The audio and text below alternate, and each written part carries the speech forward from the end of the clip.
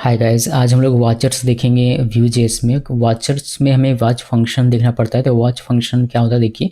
This function is use to watch one और more reactive data sources.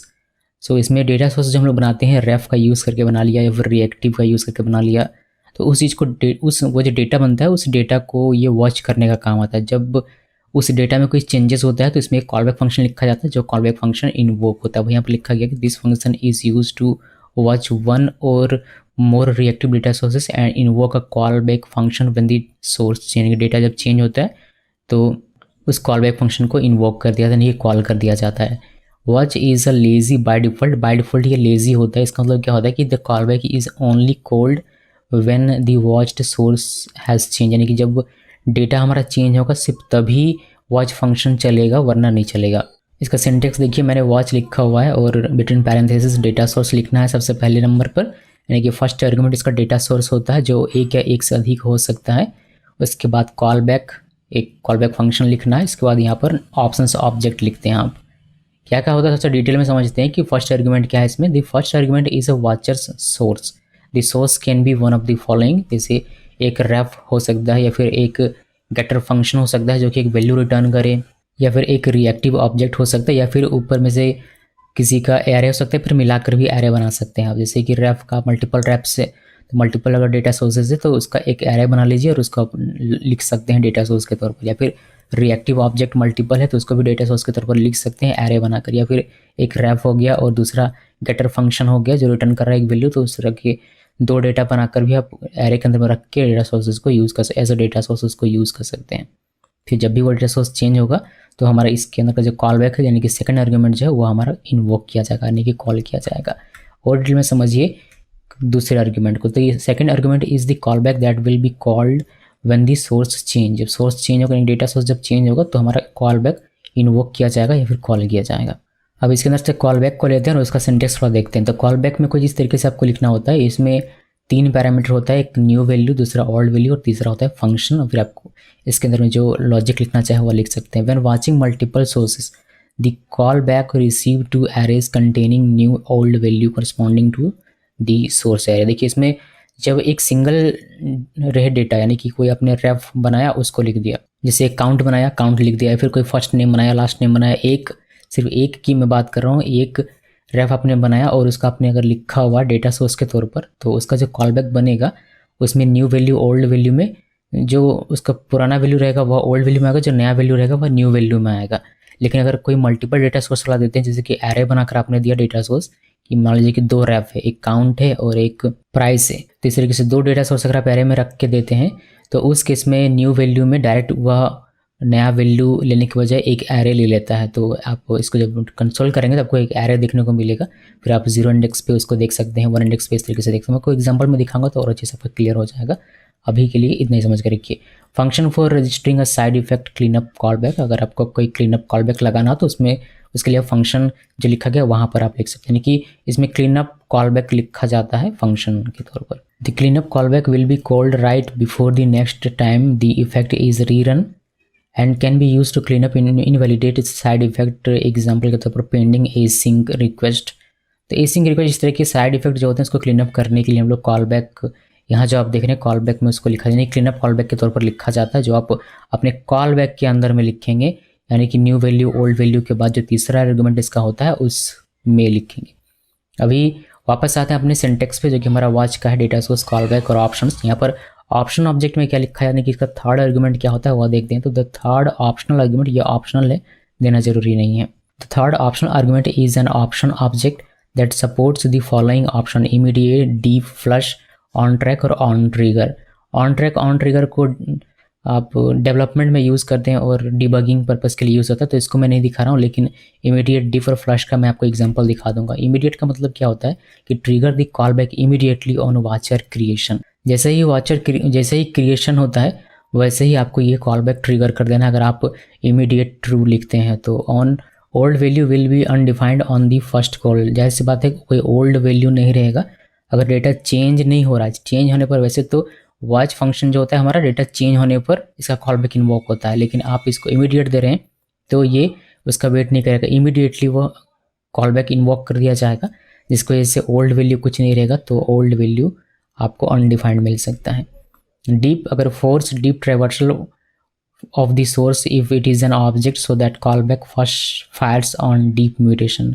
अगर आपका कोई ऑब्जेक्ट है तो उस केस में वह ट्रेवर्स नहीं करता उतना, मतलब डीप तक ट्रेवर्स नहीं करता, तो अगर आप करवाना चाहते हैं तो उस केस में डीप ट्रू लिख के इसको कर सकते हैं। इसका भी मैं आपको एग्जांपल, हर एक का मैं आपको एग्जांपल दिखाऊंगा तो आपको प्रैक्टिकल अच्छे से समझ आए, बस थ्योरी में थोड़ा सा आइडिया लेके रखिए। नेक्स्ट है flush, adjust the callbacks flush timing. तो इसमें कॉलबैक के फ्लश टाइमिंग को एडजस्ट किया जाता है। On track on trigger debug the watchers dependency, जो वाचर्स के डिपेंडेंसीज होते हैं कि किस डेटा सोर्स पे या फिर किसी प्रॉपर्टी पे अगर डिपेंड कर रहा है तो उसको डीबग करने के काम आता है ये दो चीज़ें। तो चलिए पहले इतना देखते हैं, उसके बाद एक और फंक्शन है इसमें वॉच इफेक्ट करके, उसको भी हमें देखने की आवश्यकता है। तो पहले इतना देख लेते हैं, हमने काफ़ी थ्योरी देखा और इसमें से बहुत सारे एग्जांपल मैंने लिया ताकि आपको अच्छे से समझ में एक एक चीज़। तो इसको मैंने एग्जांपल यहाँ पीपीटी में नहीं लिया बिकॉज यहाँ से कुछ ज़्यादा कुछ समझ में नहीं आएगा। कॉन्सेप्ट बड़ा है, बड़ा मीन्स बहुत बड़ा नहीं है, लेकिन थोड़ा सा इसको समझना पड़ता है दिमाग लगा के। ईजी तो है लेकिन दिमाग लगाना पड़ेगा, सही ठिकाने पर रख के देखना पड़ेगा। तो चलिए दिखाता हूँ मैं वॉचर्स ये चीज़ें कैसे काम करती हैं और इसका क्या यूज़ हो सकता है। एक प्रोजेक्ट क्रिएट करते हैं npm init व्यू लेटेस्ट लिख के और इंटरप्रेस करते हैं।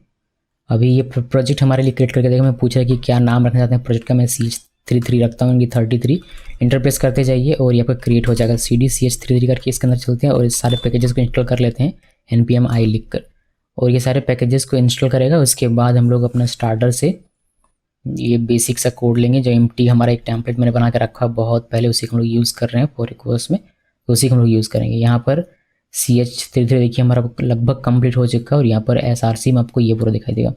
तो ये जो कंपोनेंट है ये और ये app.view ये हमें जो चाहिए नहीं, मैं इसको डिलीट कर देता हूँ और जो स्टार्टर्स हमने कॉपी किया था उसको हम लोग यहाँ पर आकर पेस्ट कर देंगे। उसके बाद मुझे ये CSS नहीं चाहिए तो मैं इसको डिलीट कर देता हूँ, क्योंकि CSS फाइल डिलीट हो चुका है। तो main.js में ये जो मेंशन है CSS का इसको हटा देना है वरना ये एरर दे देगा। इसको सेव किया, अभी सब कुछ बढ़िया रहा तो हम लोग इसको अगर npm रन dev करके देखेंगे तो ये हमारा रन हो जाना चाहिए और हमें यहाँ पर एक ब्लैंक टेम्पलेट देखना चाहिए जो कि बहुत सही दिख रहा है। कंसोल में कोई एरर नहीं, यानी कि सब कुछ अच्छे तरीके से काम कर रहा है। अब हम लोग रियल एग्जांपल देखेंगे इसका, उसके लिए हम लोग काम करेंगे hello.view में। hello.view चाइल्ड कंपोनेंट है app.view का, जैसे कि आप यहाँ पर देख सकते हैं, और app.view को हमने यहाँ पर माउंट किया हुआ है अपने ऐप टेम्पलेट में रेंडर होने के लिए, जो कि आप कहाँ पर देख सकते हैं, जो कि आप देख सकते हैं index.html में, यहाँ पर इस div के अंदर। ये तो बेसिक है, या तो आपको पता ही होगा। तो हमें ज़्यादातर काम करना है अपने hello.view में, तो हम लोग इसी में रहेंगे। इसको थोड़ा सा नीचे करते हैं। मैं यहाँ पर क्रिएट करने वाला हार्ट ट्रैकिंग सिस्टम, जो दिल की बीट्स होती हैं, हार्ट की बीट्स होती हैं, उसको ट्रैक करने का एक सिस्टम क्रिएट करेंगे। ऐसे ही ये एकदम ऐसा नहीं है कि ये कोई मशीन ही बना देंगे हम लोग जो कि ट्रैक करेगा, फिर कोई ऐसा सॉफ्टवेयर रहेगा ऑल अलोन जो ट्रैक करेगा, ऐसा नहीं होता है। इसके लिए डिवाइस चाहिए होता है, बट समझिए कि उस डिवाइस के लिए हम लोग एक सॉफ्टवेयर बना रहे हैं, बस ये आप आइडिया, मतलब एक ऐप बना रहे हैं, वैसा हो सकता है। इसको वैसे समझ के रख सकते हैं। तो एक एक्शन बनाते हैं यहाँ पर, और यहाँ पर मैं लिखता हूँ हार्ट रेट ट्रैकिंग सिस्टम। आजकल घड़ियाँ आती हैं स्मार्ट वॉच जो ट्रैक करती हैं, तो उसमें हार्डवेयर और सॉफ्टवेयर दोनों ही लगता है। तो समझिए कि सॉफ्टवेयर वाला पार्ट हम लोग कर रहे हैं, पूरा फंक्शनल नहीं रहेगा, लेकिन हाँ उसी का बेस बनाकर मैंने इस एग्जाम्पल को लिया है, जिससे कि वॉचर आपको सही तरीके से समझ में आए। वहाँ पर ही इसी तरीके से कुछ चीज़ें देखने को मिलती हैं, तो उसी को मैंने लिया हुआ है। इसमें एक h2 बनाते हैं और इसमें हम लोग एक, पहले मैं बना देता हूँ, एक मुझे रेफ चाहिए होगा, तो यहाँ पर आते हैं कॉन्स्ट और यहाँ पर एक हार्ट रेट करके, हार्ट रेट और थिंक इसको रेफ ये इंपोर्ट हो जाना चाहिए। और इसमें 85 नॉर्मल आपको पता है कितना तक होता है, 60 से आई थिंक 100 तक, 60 से लेकर 100 तक का अगर आपका हार्ट बीट हो पर मिनट तो आई थिंक उसका नॉर्मल माना जाता है। अगर 120 से 140 के अबव जाता है तो उसको माना जाता है कि अब आपका पत्ता कटने वाला, मतलब काफ़ी हाई माना जाता है, ये अब इमरजेंसी में जाएंगे। और अगर आपका बहुत लो होता है, मे बी 60 से कम या फिर 40 से कम, 60 से कम, मुझे मेडिकल टर्म उतना पता नहीं है, बट आई थिंक 60 से कम होता है तो फिर आपका हार्ट बीट स्लो होता जा रहा है और धीरे धीरे आप ऊपर की ओर जा रहे हैं कल्टी मारते हुए। सो ये हो गया हार्ट बीट रेट मैंने लिखा हुआ है 85 पर मिनट, मतलब इतनी बार धड़कता है दिल पर मिनट, ये मेडिकल टर्म में समझिए। और ये जो हार्ट रेट हमने बनाया जिसको हमने अभी 85 दिया हुआ है, इसको हम लोग यहाँ पर डिस्प्ले करेंगे। तो यहाँ पर लिख देता हूँ हार्ट बीट्स लिखते हैं, बीट्स पर मिनट, मिनट, और इसको हम लोग कर देते हैं डिस्प्ले। तो ये हमारा यहाँ पर दिख जाना चाहिए हार्ट रेट। इसको सेव कर दीजिए। सेव करने के बाद यहाँ पर देखेंगे तो हमें ये दिख जाएगा, ठीक है। तो ये दिख रहा है हार्ट बीट पर मिनट 85 की स्पीड से धड़क रहा है। अभी इसमें एक मैं इफ़ लगाता हूँ, इफ़ लगाते हैं वी इफ़, और इसमें मैं कहता हूँ कि अगर हार्ट रेट अगर ग्रेटर देन 0 है तभी ये दिखे, वरना नहीं दिखे। 0 मीन्स अब आपकी डेथ हो चुकी है। एक और लिख देता हूँ ना, यहाँ पर आपको समझ में आएगा अच्छे से। देखिए हार्ट रेट लेस देन 0 या फिर इक्वल 0, लेस देन या इक्वल 0 होगा तो हम लोग समझेंगे कि आप मर चुके हैं। तो यहाँ पर मैं लिख देता हूँ सॉरी यू आर डेड। हालांकि मरने के बाद किसी को पता नहीं चलेगा कि वो मर चुका है, फिर भी मैंने ये लिख दिया हुआ है। तो ये है। अभी दिखाता हूँ इसका कमाल मैं आपको। जैसे अभी 85 है तो ये दिख रहा है कि हार्ट बीट पर मिनट 85 आपका है। अगर हम लोग इसको 0 कर दें, यहाँ से मैंने इसको 0 किया तो ये क्या होगा, ये हमारा ट्रू हो जाएगा और ये मैसेज दिखाई देगा बजाय इसके, बिकॉज हमने वी इफ लगाया। वी इफ आपको पता ही होगा, देखिए सॉरी यू आर डेड दिख रहा है। तो हमारा वी एफ के अकॉर्डिंग हमारा ये एलिमेंट्स दिखेगा और हाइड होगा। बहुत अच्छी बात है।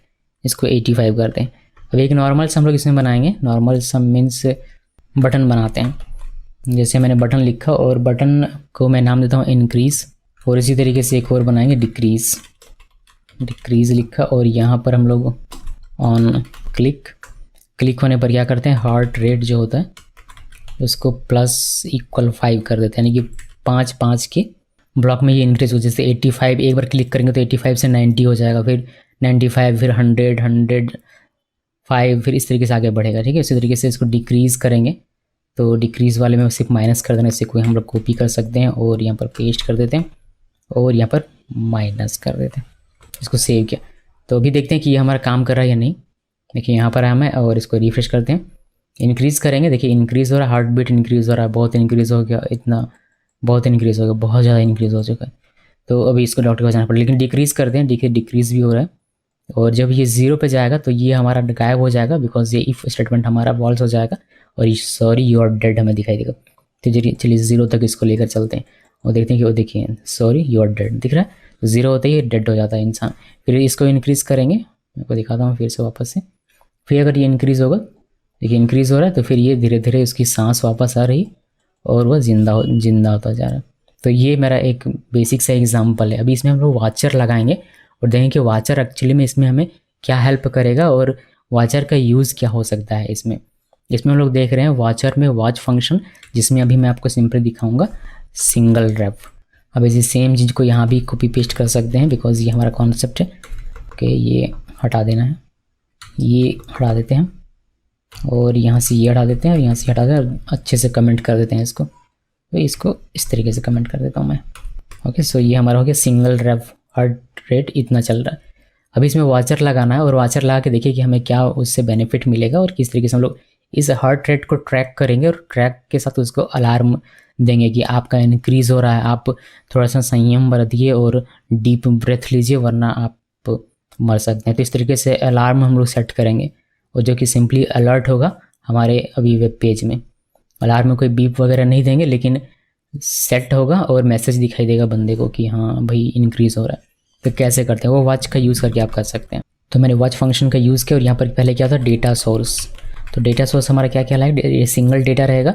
तो उससे डेटा हमारा क्या है, हार्ट रेट, यानी कि हार्ट रेट को हमें ट्रैक करना है। इसके चेंज होने पर हमें कॉल बैक चलवाना। तो कॉल बैक यहाँ पर लिखेंगे क्या, कॉल बैक। अभी कॉल बैक को हम लोग डायरेक्टली यहीं पर भी लिख सकते हैं। देखिए इसको कॉल बैक को दो तरीके से, एक तो आप फंक्शन यहाँ बना लीजिए, फिर फंक्शन का नाम यहाँ पर लिख दीजिए, तो वैसे कॉल बैक बन जाएगा। या फिर डायरेक्टली आपका अगर छोटा लॉजिक है तो आप डायरेक्टली इसको यहाँ पर भी लिख सकते हैं। तो मैं यहीं पर लिख दे रहा हूँ, इस तरीके से पैरेंथेसिस देना है और कर्ली ओपन कर्ली क्लोज, और हमने ये प्लस दे दिया, प्लस नहीं देना, इसको एरो बनाना है कुछ इस तरीके से।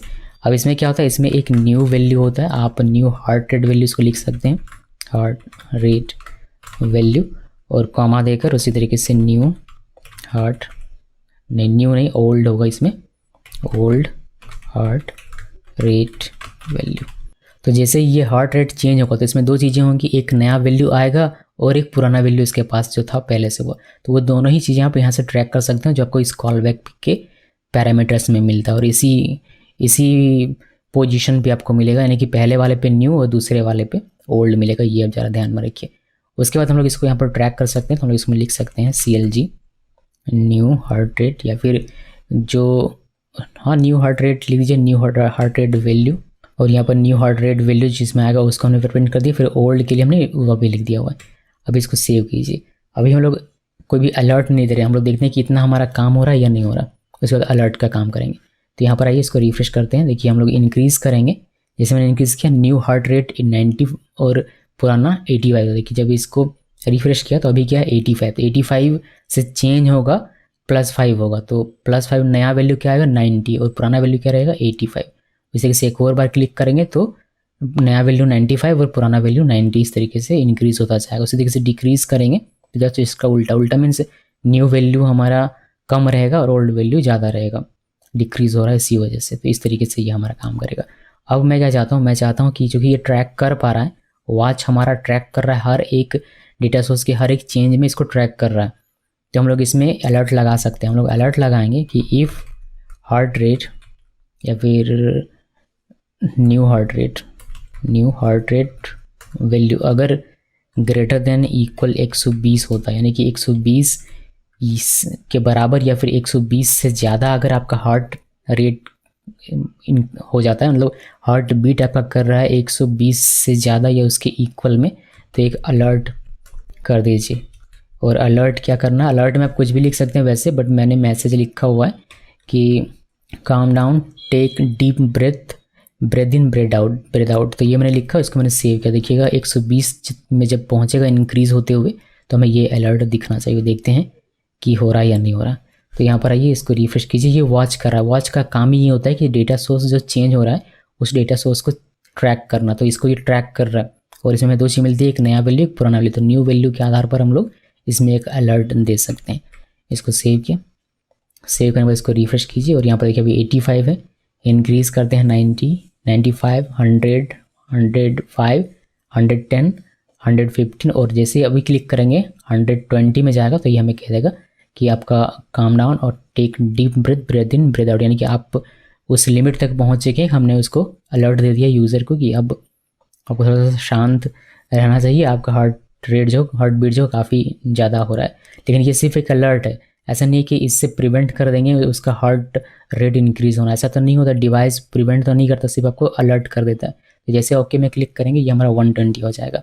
उसके बाद जैसे जैसे इंक्रीज़ होगा वैसे वैसे आपको एक अलर्ट में बीप करता जाएगा, वो बीप करता जाएगा, देखिए बीप करता जाएगा और इंक्रीज़ होता जाएगा। तो इस तरीके से कुछ ये काम करेगा और यही काम है वॉच का, ट्रैक करना डेटा सोर्स को ट्रैक करके और वो अलर्ट दे रहा है।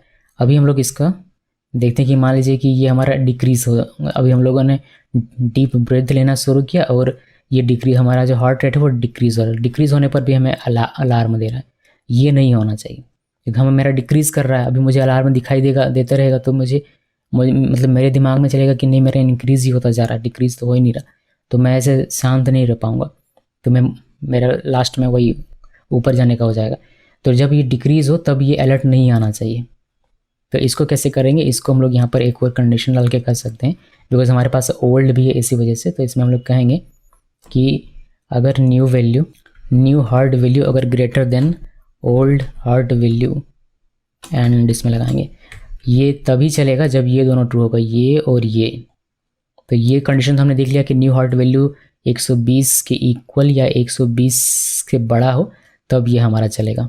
लेकिन साथ ही एक और कंडीशन ये भी ट्रू होना चाहिए कि जो न्यू वैल्यू वह बड़ा होना चाहिए ओल्ड वैल्यू से। जब डिक्रीज़ होता है तब क्या होता है, ओल्ड वैल्यू बड़ा होता है न्यू वैल्यू से, तो उस केस में ये फॉल्स हो जाएगा। लेकिन जब इंक्रीज़ होगा तब ये हमारा ट्रू रहेगा, बिकॉज इंक्रीज़ होते वक्त नया वैल्यू ज़्यादा बढ़ाता है, बिकॉज हमने +5 करके रखा हुआ है। ओके, सो इंक्रीज़ करते वक्त ये हमारा अलर्ट दिखाई देगा, बट ओल्ड यानी कि डिक्रीज़ करते वक्त ये फॉल्स हो जाएगा, जिसकी वजह से ये पूरे स्टेटमेंट फॉल्स हो जाएगा और ये अलर्ट दिखाई नहीं देगा। हमने इसी का फ़ायदा उठाया और अपना सिस्टम यहाँ पर क्रिएट किया। देखिए मैंने रिफ्रेश किया, इंक्रीज़ कर रहा हूँ, देखिए इंक्रीज़ और अभी 120 पे पहुँचेगा और ये हमें कहेगा कि देखिए अभी हमारा जो न्यू हार्ट रेट वैल्यू ये हमेशा बड़ा रहता है ओल्ड वाले से। ओके, सो इंक्रीज़ करते हैं, देखिए फिर से बड़ा, देखिए न्यू वैल्यू बड़ा है ओल्ड वाले से। फिर एक बार और इंक्रीज़ करते हैं, एक बार और इंक्रीज़ करते हैं, कितनी बार हमने इंक्रीज़ कर दिया, 135 तक मेरा पहुंच गया। अब मेरा डिक्रीज़ होना शुरू हो रहा है हार्ट बीट। तो एक बार डिक्रीज़ में क्लिक करेंगे, देखिए अब कोई अलर्ट आपको दिखाई नहीं दे रहा। क्यों? क्योंकि यहाँ पर देखिए न्यू का वैल्यू 130 है और ओल्ड का वैल्यू 135 है। तो यहाँ जो हमने कंडीशन लिखा हुआ है, यहाँ लिखा है कि न्यू का वैल्यू ज़्यादा होना चाहिए ओल्ड वाले से, जबकि ऐसा नहीं है। इसी वजह से ये कंडीशन फॉल्स होता है और आपको ये देखने को नहीं मिलता है। ओके, सो डिक्रीज़ होगा तो अब वो अलर्ट नहीं मिलेगा, फिर वो आराम से काम डाउन हो सकता है और अपना हार्ट रेट जो है नॉर्मल में ला सकता है। तो ये अलर्ट सिस्टम है अगर आप हार्ट रेट ट्रैक कर रहे हैं और आपका स्मार्ट वॉच है तो इसका application software. But so basically हमने इसमें क्या देखा, हमने देखा इसमें कि वॉच कैसे काम करता है। वॉच में अगर सिंगल डेटा सोर्स हो तो उसको कैसे हैंडल करना है कॉल बैक में, और इसी के बेस पर एक हमने एग्जांपल भी यहाँ पर देख लिया। तो सिंगल रेफ या फिर सिंगल डेटा सोर्स जब होता है तब ये कैसे लिखना था वह हमने अभी देखा। इसके बाद मैं आपको बताता हूँ कि अगर रिएक्टिव ऑब्जेक्ट हो तो कैसे होगा। तो आर एफ का हमने एग्जांपल देख लिया यहाँ पर, अभी और एक रिएक्टिव ऑब्जेक्ट का एग्जांपल देखिए। तो इसको करते हैं कमेंट और इसको भी कमेंट कर देते हैं, आवश्यकता पड़ी तो हाईलाइट कर लेंगे, अभी के लिए कमेंट कर देते हैं। अभी कुछ भी नहीं, अभी यहाँ पर आएंगे और रिएक्टिव ऑब्जेक्ट देखेंगे। एक रिएक्टिव ऑब्जेक्ट हम लोग बनाते हैं, जैसे हम लोग बनाते हैं रिएक्टिव का यूज़ करके। कॉन्स्ट लिखा मैंने, स्टेट लिखा, अपनी मर्जी से आप कुछ भी लिख सकते हैं इसका नाम, और यहाँ पर रिएक्टिव लिखना और इंटरप्रेस करते हैं, ये इंपोर्ट हो जाएगा। और यहाँ पर एक ऑब्जेक्ट या एरे लिखा जाता है, सभी को पता होगा। तो हम लोग हार्ट रेट को एक ऑब्जेक्ट प्रॉपर्टी के तौर पर यहाँ पर लिखेंगे और 85 इसका हम लोग दे देंगे। अब इसमें कुछ चीज़ आपको याद रखनी है। पहली चीज़, when directly watching a reactive object the watcher is automatically in deep mode. तो ये डीप मोड में चला जाता है जब आप एक रिएक्टिव ऑब्जेक्ट को वॉच, यानी कि स्टेट हमारा क्या रिएक्टिव ऑब्जेक्ट, इसको जब वॉच करते हैं तो इसके अंदर में अगर कल को कोई ऑब्जेक्ट हो, कोई भी ऑब्जेक्ट जैसे नेम हो गया और यहाँ पर ऑब्जेक्ट है, यहाँ पर प्रॉपर्टी हम लोग बनाते हैं। ओके, मैं कॉमा देता हूँ और यहाँ पर हम लोग करते हैं, मान लीजिए कि नेम की जगह पर कुछ और लिख दीजिए। मान लीजिए कि नेम की जगह पर मैंने लिख दिया पेशेंट, और पेशेंट का यहाँ पर एक प्रॉपर्टी हो जाएगा नेम और यहाँ पर नाम हो जाएगा सोनम। तो अगर आप इस स्टेट को अगर डेटा सोर्स बनाएंगे तो ये डीपली इसमें भी इसको भी ट्रैक करेगा और इसके अंदर भी इसको भी ट्रैक करेगा। ये जब आप स्टेट लिखेंगे उस केस में होता है, यानी कि रिएक्टिव ऑब्जेक्ट जब यूज़ करते हैं उस केस में होता है, वो यहाँ पर लिखा गया है। और साथ में एक भी चीज़ और ध्यान रखना है कि न्यू वैल्यू और old value will be same, because ये सेम ऑब्जेक्ट को पॉइंट करता है। तो अभी हम लोग सिंपली सिर्फ एक प्रॉपर्टी देखते हैं, बाद में मौका मिला तो मैं आपको और भी एग्जाम्पल इसमें दिखा दूंगा। भी सिंपल रखते हैं इसको। तो इस तरीके से मैंने एक रिएक्टिव ऑब्जेक्ट बना लिया। अभी इसको कॉपी करते हैं, इसी को मैं यूज़ करता हूँ, ये वॉच वाला जो है, इसी को पेस्ट किया और बस स्टेट डॉट करके लिखना पड़ेगा। सो यहाँ पर आते हैं और यहाँ पर देखिए अगर मैं इस तरीके से लिखूँ स्टेट डॉट, बिकॉज इस स्टेट, ये स्टेट के अंदर में हार्ट रेट है, तो इस तरीके से ये काम नहीं करेगा। ठीक है, इस तरीके से आप इसको एक्सेस नहीं कर सकते हैं, वॉच में ये काम नहीं करेगा। तो यहाँ पर मैं कमेंट में अगर लिख दूँ आप लोगों के लिए कि state dot heart rate in watch will not work, तो सही रहेगा। तो इस तरीके से अगर मैं लिखूँ तो ये ट्रैक नहीं करेगा, ये काम नहीं करता वॉच में इस तरीके से। उसके बजाय हमें गेटर फंक्शन यूज़ करना पड़ता है, बट यहाँ पर गेटर फंक्शन यूज़ करने का मेरा कोई भी टॉपिक नहीं है। उसके बजाय हम लोग सिंपली जो हमारा रिएक्टिव ऑब्जेक्ट है उसी को यूज़ करेंगे, यानी कि पूरा का पूरा ऑब्जेक्ट ही मैंने इसको ट्रैक करने के लिए दे दिया हुआ है। अभी इसमें हमारा एक न्यू हार्ट वैल्यू आएगा और हार्ट रेट वैल्यू अगर एक ओल्ड आएगा, लेकिन इसमें क्या है इसको हमें प्रिंट करके देखना पड़ेगा। तो हम लोग को देखेंगे इसको प्रिंट करके, जो कि हमें यहाँ से दिख जाएगा। अभी इसमें कुछ चीज़ें मैं हटा देता हूँ, जैसे कि ये हटा देते हैं, सिंपल रखते हैं इतना, ठीक है। और ये हमारा कुछ इस तरीके से हमें मिलेगा। अभी इसको सेव किया। अभी इसमें देखिए हमें क्या मिलता है वो हमें पहले देखना पड़ेगा। तो मैं इसको करता हूँ कमेंट कुछ देर के लिए और देखते हैं कि इस चीज़ में क्या आता है और इस चीज़ में क्या था जब हम लोग रिएक्टिव ऑब्जेक्ट देते हैं उस केस में।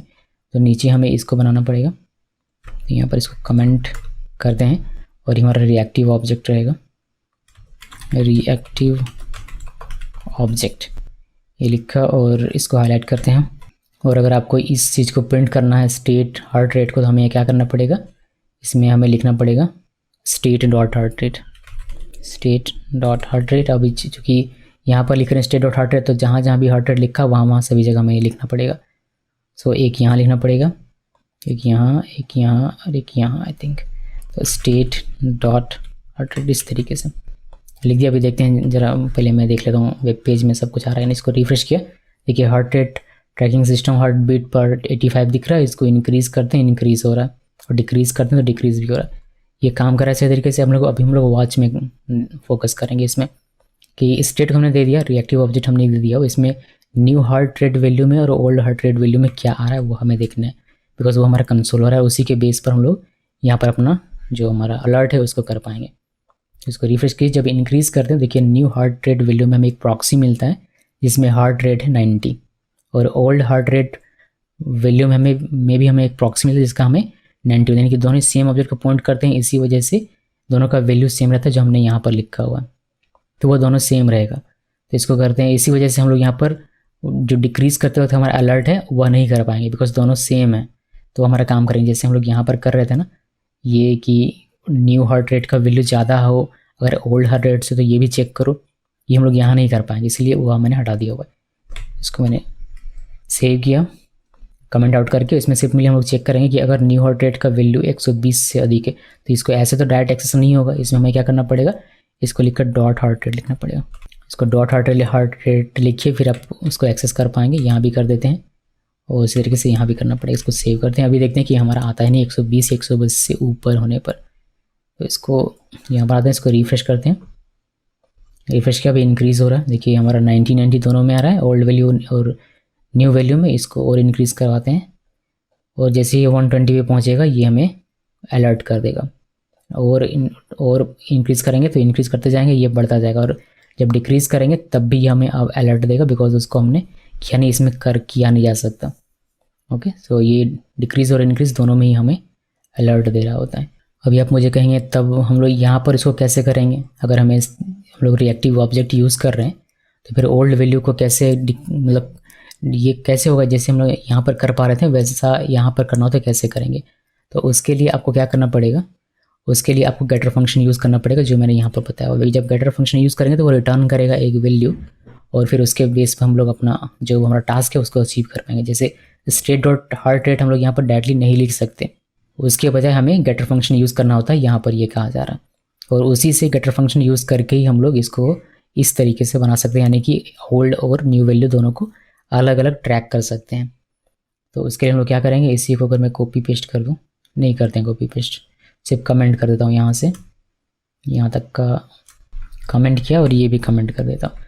तो बस यही देखना है हमें क्या, गेटर फंक्शन के साथ कॉपी कर लेते हैं, लिखेंगे क्या ऐसी सेम चीज़ को, तो यहाँ से यहाँ तक का हमें कॉपी करना है, कॉपी किया और यहाँ पर पेस्ट कर दीजिए और इसको कमेंट्स आउट करते हैं। तो ये कमेंट आउट हुआ, ये हमें नहीं लिखना, ये हमारा नहीं है कॉन्सेप्ट, हमें यहाँ पर गेटर फंक्शन यूज़ करना। हमने एक स्टेट यहाँ पर बनाया हुआ है रिएक्टिव ऑब्जेक्ट जो कि है, और हार्ट रेट 85 मिल रहा है। यहाँ पर हम लोग डायरेक्टली रिएक्टिव ऑब्जेक्ट लिखने के बजाय एक गेटर फंक्शन लिखेंगे। उसके लिए हम लोग पैरेंथेसिस और एरो, और यहाँ पर ये रिटर्न क्या करेगा, स्टेट डॉट हार्ट रेट। ये हार्ट रेट ये सिंगल वैल्यू है, इसी वजह से मैं इस तरीके से, और सिंगल वैल्यू और ये मेरा डेटा सोर्स बनेगा, इसी वजह से मैंने ये मुझे रिटर्न करेगा जो भी इसमें है। जैसे 85 है तो 85, तो इसको ट्रैक किया, मतलब ये जो बेसिकली इस प्रॉपर्टी को ये ट्रैक करेगा, इस पर कोई भी चेंज होगा, इसको डेटा सोर्स लेगा और कोई भी चेंजेस होगा तो उसके अकॉर्डिंग ये एक्ट करेगा। कभी स्टेट डॉट हार्ट रेट हमने यहाँ पर लिख दिया, तो हमारा न्यू हार्ट रेट वैल्यू क्या होगा वो हमें देखने की आवश्यकता है। तो हम लोग यहाँ से पहले ये हटा देते हैं, डॉट हार्ट रेट जो यहाँ पे जहाँ भी लिखा हुआ है उसको मैंने हटा दिया। इसको सेव करते हैं और इस इफ़ को पहले कमेंट कर देता हूँ। कमेंट किया, अभी देखते हैं कि ये जो न्यू वैल्यू और ओल्ड वैल्यू इसमें क्या आता है जब आप इस तरीके से गेटर फंक्शन लिखते हैं। तब इसको सेव किया और इसको कॉपी पेस्ट कर लेते हैं बिकॉज सेम रहेगा लगभग। इसको नहीं भी करता तो भी चलता, लेकिन मैं चाहता हूँ कि आप अलग अलग चीज़ें देखें, इसी वजह से मैं इसको अलग अलग करके आपको दिखा दे रहा हूँ। यहाँ पर इसको हटा देते हैं और कुछ ये इस तरीके से हमारा काम करेगा। अब यहाँ पर आते हैं, आई थिंक इसमें हमने ये स्टेट डॉट करके यहाँ पर रहेगा, यहाँ भी ठीक है और इधर भी ठीक है। चलिए अभी देखते हैं कि ये हमारा काम करता है या नहीं, मतलब यहाँ पर क्या था वो हमें देखने की ज़रूरत है। तो यहाँ पर आइए रिफ्रेश करते हैं, देखिए सब कुछ बढ़िया। इंक्रीज़ किया तो न्यू हार्ट रेट वैल्यू आपको 90 दिखाई देगा और ओल्ड आपका 85, यानी कि ओल्ड और न्यू यहाँ पर हम लोग ट्रैक कर सकते हैं। इवन हमने यहाँ यूज़ किया हुआ है क्या, स्टेट यानी कि रिएक्टिव ऑब्जेक्ट, बट यहाँ पर हम लोग एक गेटर फंक्शन का यूज़ कर रहे हैं, इसी वजह से हम लोग ओल्ड और न्यू दोनों को ट्रैक कर पाएगा। और डायरेक्टली आप स्टेट को अगर इसका डेटा सोर्स बना देंगे तो फिर आप ट्रैक नहीं कर पाएंगे ओल्ड और न्यू को, वह दोनों ही सेम ऑब्जेक्ट को पॉइंट करेगा, जिससे दोनों का वैल्यू बिल्कुल सेम रहेगा। अब जो कि यहाँ न्यू और ओल्ड दोनों है तो आप इस कंडीशन को भी हटा सकते हैं, चेक कर सकते हैं, और यहाँ पर चाहें तो जो इस कंडीशन को भी लगाया जा सकता है कि न्यू अगर ज़्यादा हो ओल्ड से तो ही न्यू ज़्यादा होना चाहिए ओल्ड से, और साथ में ये 120 से बड़ा होना चाहिए, तब भी हमारा चलेगा। तो यहाँ पर आइए रिफ्रेश कीजिए, इंक्रीज़ कर दे हैं 120 तक, देखिए हमें दिख रहा है। एक बार और इंक्रीज़ करते हैं, देखिए दिख रहा है 125, फिर एक बार और इंक्रीज़ किया, फिर डिक्रीज़ करते हैं, ये डिक्रीज़ करेगा तो नहीं दिखेगा। तो जैसा चाहते थे बिल्कुल वैसे ही हो रहा है, लेकिन आपको यहाँ पर गेटर फंक्शन यूज़ करना है। मैं आपको अलग अलग तरीके बता रहा हूँ। जब आप एक सिंगल रेफ लेते हैं तब कैसे आपको यूज़ करना है वॉच में, अगर आप रिएक्टिव ऑब्जेक्ट लेते हैं तब कैसे यूज़ करना है वॉच में, अगर आप कोई गेटर फंक्शन बनाते हैं तो कैसे यूज़ करना है वॉच में, वो मैं आपको अलग अलग तरीके बता रहा हूँ। होपफुली अभी आपको समझ में आ रहा होगा। इसको लिखने का एक और तरीका, अगर आप यहाँ पर मल्टीपल प्रॉपर्टी लेते हैं तो उसको आप स्प्रेड करके लिख सकते हैं। जिससे मैं आपको दिखाता हूँ, मैंने इसको कॉपी पेस्ट किया और इसको कमेंट कर दिया। सबसे पहले कमेंट आउट किया, कमेंट किया, और स्टेट ये हमारा इस तरीके से रहेगा। और यहाँ पर ये ना लिख कर हम लोग करेंगे क्या, यहाँ पर हम लोग इस तरीके से कर्ली क्लोज, फिर रिटर्न, और रिटर्न में ऑब्जेक्ट, और इसमें हम लोग 3 डॉट देना है और स्टेट लिखना है कुछ इस तरीके से।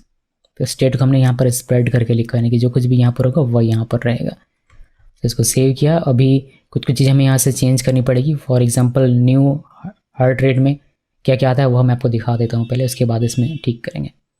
तो यहाँ से आई थिंक यहाँ तक का कमेंट करना है, कमेंट किया, ऊपर वाला हमारा कमेंट है ही। अभी सिंपली चलिए देखते हैं इसमें इंक्रीज़ करके। तो इसमें रिफ्रेश करते हैं, जैसे इंक्रीज़ करेंगे आपको यहाँ पर देखिए दिखाई देगा एक ऑब्जेक्ट, मतलब प्रॉपर्टी, ऑब्जेक्ट प्रॉपर्टी दिखाई देता है, यानी कि इसमें एक ऑब्जेक्ट है जिसमें प्रॉपर्टी है हार्ट रेट 90, यानी कि नया वैल्यू। और ओल्ड वाले में भी एक ऑब्जेक्ट है जिसमें एक प्रॉपर्टी हार्ट रेट लेकिन ओल्ड वैल्यू के साथ। इसका मतलब ये हुआ कि आप यहाँ पर डॉट हार्ट रेट इस तरीके से अगर लिखेंगे तो आपको एग्जैक्ट वैल्यू यहाँ पर मिल जाएगा। डॉट हार्ट रेट, देखिए एग्जैक्ट वैल्यू आपको ये दे देगा। यहाँ पर इंक्रीज में क्लिक करते हैं, देखिए अब आपको इस तरीके से दिखाने के बजाय आपको डायरेक्टली वैल्यू मिल जा रहा है। तो इसके बेस पर आप यहाँ पर चीज़ें कर सकते हैं। इसको मैंने कमेंट से आउट किया और यहाँ पर बस आपको डॉट हार्ट रेट लिखना है, यहाँ पर डॉट हार्ट रेट और यहाँ पर भी डॉट हार्ट रेट। गड़बड़ हो गया, एक एक करके लिखते हैं।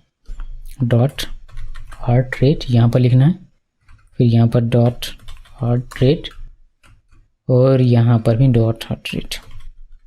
इसको सेव कीजिए। अभी हमारा सही तरीके से ये काम करेगा। इसको मैंने रिफ्रेश किया, इंक्रीज़ करते हैं, ये 120 में जाएगा तो हमारा अलर्ट हमें देगा, और फिर ये डिक्रीज़ होता चला जाएगा। मतलब डिक्रीज़ अब वो डिपेंड करता है व्यक्ति पर।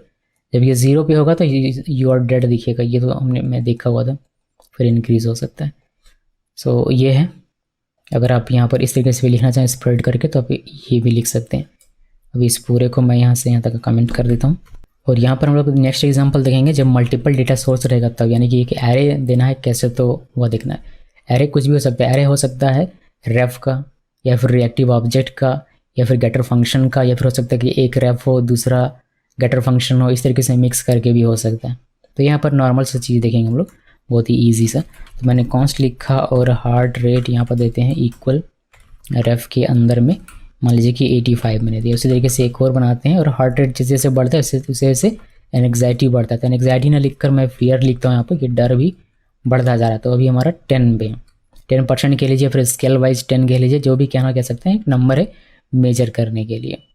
अभी इसको वॉच में कैसे लिखना है, तो वॉच, और अगर आप 2 डेटा प्रॉपर्टी यानी कि मल्टीपल डेटा प्रॉपर्टी पर डेटा सोर्स को ट्रैक करना चाहते हैं तो उस केस में आपको एरे लिखना पड़ेगा। तो स्क्वायर ब्रैकेट के अंदर में हार्ट रेट कॉमा देकर फियर इस तरीके से लिखिए, फिर बाकी का सेम रहेगा। यानी कि यहाँ पर कॉल बैक लिखना है। कॉल बैक आप अलग से एक फंक्शन बनाकर भी हम मेंशन कर सकते हैं, या फिर जैसे अभी तक हम लोग लिखते आ रहे थे न्यू वैल्यू इस तरीके से लिखना है, और यहाँ पर ओल्ड वैल्यू इस तरीके से लिख सकते हैं। वो न्यू वैल्यू ओल्ड वैल्यू में क्या है वो भी हमें एग्जामिन करना है, बिकॉज हम लोग मल्टीपल डेटा सोर्स दे रहे हैं। तो यहाँ पर CLG करवाते हैं, और मैं यहाँ पर लिखता हूँ न्यू वैल्यू और कॉमा देकर न्यू वैल्यू में जो भी रहेगा वह हमें प्रिंट होकर दिखेगा। उसी तरीके से ओल्ड वैल्यू के लिए करते हैं, यहाँ पर ओल्ड वैल्यू और ये हमारा न्यू ना होकर यहाँ हो जाएगा ओल्ड वैल्यू। इसको सेव किया। सेव करने के बाद अभी देखते हैं कि पहले तो ये समझिए कि यहाँ पर हमने मल्टीपल डेटा सोर्स दिया तो ये 2 चीज़ों को ट्रैक करेगा। अगर ये चेंज होगा तो ये पूरा का पूरा आवाज़ चलेगा, अगर ये भी चेंज होता है तो ये पूरा का पूरा आवाज़ चलेगा। दोनों में से कोई भी चेंज होगा तो पूरा का पूरा आवाज़ चलेगा, ये ध्यान में रखिएगा। अभी इसमें न्यू वैल्यू में आता क्या है वो हमें देखना है। न्यू वैल्यू और ओल्ड वैल्यू में आता क्या है इसमें वह देखना है। उसके लिए हमें नीचे यहाँ पर इसको चेंज करना पड़ेगा। तो इसको चेंज करते हैं, इसको हम लोग कमेंट कर देते हैं, और हमारा यहाँ पर है मल्टीपल डेटा सोर्स का कॉन्सेप्ट है ये। तो हमें क्या चीज़ें करनी पड़ेगी, इसको अगर मैं कॉपी कर लूँ, आई थिंक इसको कॉपी करते हैं एक बार और इसको पेस्ट करते हैं और देखते हैं इसमें से हमें क्या क्या चीज़ें मिल सकती हैं, क्या क्या मुझे ठीक करनी पड़ेगी। तो स्टेट इसमें नहीं है, तो स्टेट जहाँ जहाँ भी आपको दिख रहा है वहाँ से स्टेट हटा दीजिए, ये हटा दिया। तो हमें हार्ट बीट तो दिख रहा है बट फियर नहीं दिख रहा। फियर का मेजर कैसे करेंगे, देखिएगा नहीं तो मैं यहीं पर लिख देता हूँ फियर, और इसको हम लोग कॉलम दे देते हैं। और यहाँ पर हमारा जो ये रेफ है तो डायरेक्टली इस तरीके से आप इसको लिख सकते हैं, मैंने फियर लिख दिया। उसके बाद हार्ट रेट पर मैंने इसको शो करवाया कि हार्ट रेट पर ही ये शो करे, जैसे पहले था वैसे ही वो ठीक है। लेकिन यहाँ पर हार्ट रेट को सिर्फ इंक्रीज़ करने से काम नहीं होगा, हम हार्ट रेट के साथ साथ ट्रैक करना चाहते हैं फियर को भी, तो फियर को भी इंक्रीज़ करवाएंगे। यहाँ पर लिखते हैं इंक्रीज़ हार्ट और फियर, तो ये मैं लिख दिया। उसी तरीके से यहाँ पर डिक्रीज़ लिखेंगे। मैं एक फंक्शन बनाने वाला हूँ, अभी हमने बनाया नहीं है, डिक्रीज़ हार्ट और फियर, और इसको सेव करते हैं। इसको कॉपी किया, कॉपी करने के बाद हम लोग यहाँ पर अपना फंक्शन बनाएंगे। तो यहाँ पर आइए फंक्शन लिखिए, फंक्शन और इंक्रीज़ ये वाला, और यहाँ पर इंक्रीज़ करेंगे तो हार्ट रेट डॉट वैल्यू और प्लस इक्वल 5 कर देते हैं। उसी तरीके से यहाँ पर फियर का वैल्यू भी हम लोग चेंज करेंगे और फियर का वैल्यू लोग बाई 10 इंक्रीज़ करेंगे, बिकॉज डर ज़्यादा बढ़ता है हार्ट बीट से, तो वो हमने लिखा। इस तरीके से डिक्रीज़ के लिए भी एक बना लेते हैं और यहाँ पर सिंपली डिक्रीज़ कर देना है, ये इंक्रीज़ ना करके लिखना है, डिक्रीज़ ये लिखा, और यहाँ पर ये प्लस ना करके हमें माइनस कर देना, यहाँ माइनस किया और यहाँ पे माइनस किया, इसको सेव कर देते हैं। और हम लोग इसमें क्लिक करेंगे तो उसके अकॉर्डिंग हमें दिखाई देगा। चलिए मैं दिखाता हूँ पहले इतना, उसके बाद इसी के साथ हमें ये पता चलेगा कि हमारा न्यू वैल्यू और ओल्ड वैल्यू में क्या आता है। फिर हम लोग इसमें अलर्ट वगैरह कुछ करवाना तो उसको देख सकते हैं। हालांकि इसकी आवश्यकता नहीं है, मैं समझ में आ गया कि क्या चीज़ें हैं। देखिए हार्ट बीट्स पर मिनट आपको 85 दिख रहा है और फियर हमें 10 दिख रहा है। इंक्रीज़ करते हैं, देखिए 90 हो गया ये, यानी कि 5 इंक्रीज़ हुआ और फियर हमारा बाई 10 इंक्रीज़ हुआ। और जो हमारा न्यू वैल्यू है उसमें आपको एक एरे दिखाई दे रहा होगा। अब पहले क्या होता था, पहले एक वैल्यू मिलता था, या 90 मिल गया या फिर 85 मिल गया, कोई ओल्ड वैल्यू फिर न्यू वैल्यू मिलता था। लेकिन अभी क्या हो रहा है, या फिर कोई प्रॉक्सी रहा तो वो मिल जाता था। लेकिन अभी जब आप मल्टीपल डेटा लिखते हैं, मल्टीपल डेटा सोर्स जब आप देते हैं यहाँ पर, तो न्यू वैल्यू में एक एरे आता है, फिर ओल्ड वैल्यू में भी एक एरे आता है। बिकॉज दो चीज़ें हैं तो दोनों चीज़ों को यहाँ पर ट्रैक करेगा कि दोनों का अपना अपना क्या क्या ओल्ड और न्यू है, इसी वजह से ये एरे में रखता है। सो यहाँ पर आप देखेंगे तो आपको यहाँ पर इसको एक्सपैंड करके आपको दिखाई देगा कि 0 पे 90 है और 1 पे 20, यानी कि न्यू वैल्यू 0 पे हार्ट रेट दिखाई दे रहा है और 1 पे आपको फियर दिखाई दे रहा है। उसी तरीके से ओल्ड के लिए देखेंगे तो दो चीज़ें दिखाई देती है, ये ओल्ड हार्ट रेट है और ये ओल्ड फियर है। तो इस तरीके से आपको आप 0 इंडेक्स पे 1 इंडेक्स पे करके इसको एक्सेस कर सकते हैं। अगर आप करना चाहें तो एग्जैक्ट वैल्यू चाहिए तो 0 इंडेक्स पे करके देख सकते हैं। मैं आपको दिखाता हूँ, अगर मैं इन्हीं दोनों को कॉपी कर लूँ एक बार, देखिए मैंने क्विकली कर दिया इसको। New heart rate value, new value 0 पे, old heart rate value, old value 0 पे। यहाँ पर आप इसको अच्छे से देख सकते हैं। देखिए न्यू वैल्यू हार्ट के लिए 0 पे, ओल्ड वैल्यू 0 पे हार्ट के लिए, तो 0 0 पर ही है ओल्ड और न्यू का। फिर ये 1 1 पे रहेगा फियर का ओल्ड और न्यू। तो इस तरीके से काम करेगा। तो हमने इसको अभी हम लोग इसको देखते हैं, यहाँ पर पहले प्रिंट करके डिस्प्ले करके इसको रिफ्रेश किया, इंक्रीज़ करेंगे, पहले एरे आएगा लेकिन new heart rate value 90, old heart rate value 85, new fear rate value 20 और ओल्ड फियर रेट वैल्यू 10 आपको देखने को मिलेगा। और इंक्रीज़ करेंगे तो वैसे से इंक्रीज़ करता जाएगा। यहाँ पर कोई अलर्ट सिस्टम नहीं है, जिसकी वजह से कोई अलर्ट आपको देखने को मिलता है। डिक्रीज़ भी आप करके देख सकते हैं। तो इसमें अलर्ट लगाना हो तो अलर्ट लगा देते हैं। अलर्ट लगाने के लिए बिल्कुल वही सेम तरीका रहेगा इसमें, जो कि हम लोग 0 और 1 इंडेक्स के साथ इसको एक्सेस कर पा रहे हैं, तो वही सेम करना है कि 0 और 1 इंडेक्स इसमें आपको लगाकर चीज़ें लिखनी है। तो चलिए लिखते हैं यहाँ पर, इसी को इसमें से किसी एक को कॉपी कर लीजिए। ये कॉपी करते हैं, कहाँ गया भाई, ये तो कुछ बड़ा दिख रहा है। ये कॉपी करते हैं, कहाँ से कॉपी करना है, यहाँ पर ओके इसमें बता नहीं रहा। ओके आई थिंक यहाँ से कॉपी करना है। कॉपी किया और यहाँ पर पेस्ट कर दीजिए और कमेंट आउट करते हैं, अपने आप पता चलेगा। लगता है एक हमने एक्स्ट्रा ले लिया, ये नहीं लेना था। ओके तो यहाँ पर न्यू हार्ट रेट ये नहीं लिखना पड़ेगा, हम यहाँ पर लिखना है न्यू वैल्यू। और इस पे हार्ट रेट पे हम लोग देख रहे हैं तो यहाँ पर 0 लिखना है, because new heart rate value आपको किसे मिलेगा, न्यू वैल्यू 0 पे, तो हमने वही लिखा न्यू वैल्यू 0। और यहाँ पे पुराना चाहिए मतलब ओल्ड वैल्यू, इसमें भी हार्ट रेट का चाहिए तो हम लोग 0 पे लिखेंगे ओल्ड वैल्यू के लिए, तो इसमें ओल्ड हार्ट रेट वैल्यू मिलेगा। उसी तरीके से यहाँ पर हमें न्यू वैल्यू के लिए चाहिए तो इसको हम लोग 0 पे लिखेंगे। अभी हमारा ये काम करना चाहिए अलर्ट सिस्टम। इसको रिफ्रेश कीजिए, देखिए इंक्रीज़ हो रहा है, 120 पे जाएगा, हमें मिल जाएगा अलर्ट सिस्टम। देखिए 120 से और अधिक जाएगा तो ये अलर्ट सिस्टम मिलेगा, यानी कि अलर्ट बीप मार रहा है ये हमारा घड़ी, और हमें बता रहा है कि हमारा हार्ट बीट जो है काफ़ी तेज़ से बढ़ रहा है। उसी तरह से अब डिक्रीज़ होता जाएगा। ओके, सो ये है, अगर आप मल्टीपल डेटा सोर्स अगर लिखेंगे तो यहाँ पर एरे चलाता है, यही इसका मेन पॉइंट है, और एरे को इस तरीके से आप एक्सेस कर देंगे इंडेक्स लगा के। अभी हम लोग इसमें जो थर्ड हमारा आर्गुमेंट होता था, जो कि एक ऑप्शन ऑब्जेक्ट होता था, उसके बारे में जानकारी लेंगे। अभी हमने सब कुछ देख लिया कि एक रेफ हो तब कैसे करना है, अगर कोई रिएक्टिव ऑब्जेक्ट हो तब कैसे करना है, कोई गेटर फंक्शन हो तब कैसे करना है, और मल्टीपल डेटा सोर्स हो तो कैसे करना है, सब कुछ मैंने आपको दिखा दिया। हम लोग बस देखेंगे क्या कि थर्ड आर्गुमेंट इसका कैसे देते हैं। तो मैं एक एक करके इसको पहले कमेंट कर देता हूँ, पूरे को एक साथ कर सकते थे वैसे, इसको सभी को कमेंट कर दिया। अभी हम लोग यहाँ पर एक एक देखेंगे। तो सबसे पहला जो इसमें मैं आपको दिखाने वाला हूँ वो है इमीडिएट। अगर इमीडिएट ऑप्शन ऑब्जेक्ट में लिखेंगे तो उससे क्या होगा वो हमें देखना है।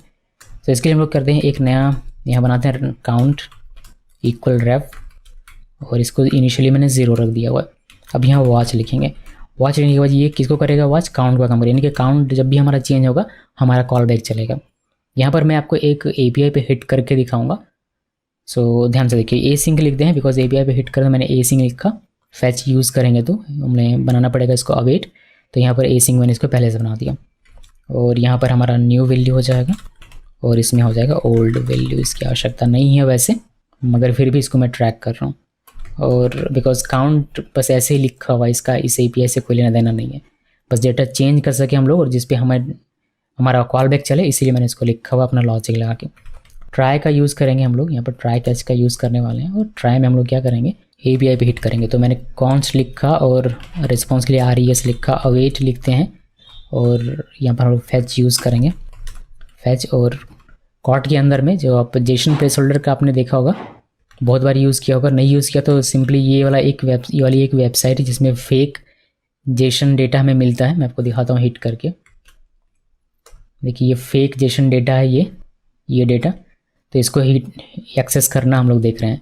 लेकिन यहाँ पर हम लोग हमारा जो मुद्दा है वह है इमीडिएट को देखने का, तो उसके लिए मैं इसका एग्जांपल ले रहा हूँ। ये जेसन प्लेस होल्डर का जो ये वेबसाइट है, ये आप देखिएगा, बहुत अच्छी वेबसाइट है, बहुत सारे लोग इसको यूज़ करते हैं अपने API टेस्टिंग पर्पज़ के लिए। सो यहाँ पर मैंने क्लिक किया था, बेसिकली ये वाला क्लिक करेंगे तो एक डेटा आपको दिखाई देता है, ये वाला URL मुझे मिल गया था, ये है इसकी कहानी। वापस से आते हैं अपने कोड में, और यहाँ पर मैंने हिट किया, यहाँ पर हिट करेंगे तो एक डेटा हमें मिल जाएगा RES, इसमें जेसन करके डेटा को निकालना पड़ेगा। तो मैं कॉन्स्ट डेटा इक्वल